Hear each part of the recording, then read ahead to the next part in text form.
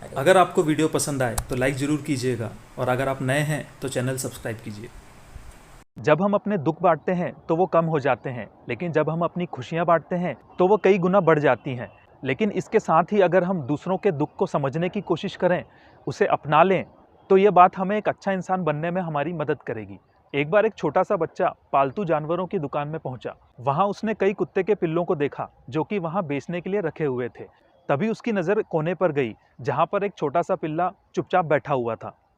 तभी उस बच्चे ने उस दुकानदार से पूछा, क्या ये भी बिकाऊ है और ये कोने में अकेला क्यों बैठा हुआ है? दुकानदार ने कहा, इसे कोई नहीं खरीदेगा क्योंकि यह अपाहिज है। तब उस बच्चे ने पूछा कि फिर आप इसका क्या करेंगे? दुकानदार ने कहा कि इसे मार दिया जाएगा क्योंकि अब यह किसी काम का नहीं है। बच्चे ने दुकानदार से पूछा कि क्या मैं इसके साथ कुछ समय तक खेल सकता हूँ? दुकानदार ने कहा, क्यों नहीं। बच्चे ने उसे अपनी गोद में बिठा लिया और वो पिल्ला उसे चाटने लगा। कुछ समय बाद बच्चे ने दुकानदार से कहा कि वो इसे खरीदना चाहता है, लेकिन दुकानदार ने कहा यह बिकाऊ नहीं है क्योंकि ये किसी काम का नहीं है। लेकिन बच्चा जिद करने लगा। इस पर दुकानदार मान गया। बच्चे ने उसे आधे पैसे दिए और वो आधे पैसे लेने के लिए घर की ओर भागा। कुछ समय बाद बच्चा वापस दुकान पर आया और उसने आधे पैसे दुकानदार को दे दिए।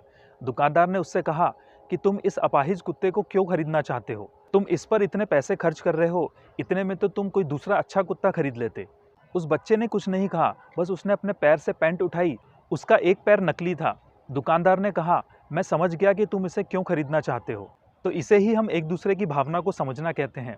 अगर हम एक दूसरे की भावना को समझने लगे, एक दूसरे के दुख दर्द को बांटने लगे, तो हमारा समाज कितना बदल जाएगा। तो मिलते हैं अपने अगले वीडियो में एक नई सोच के साथ। तब तक के लिए जय श्री राम।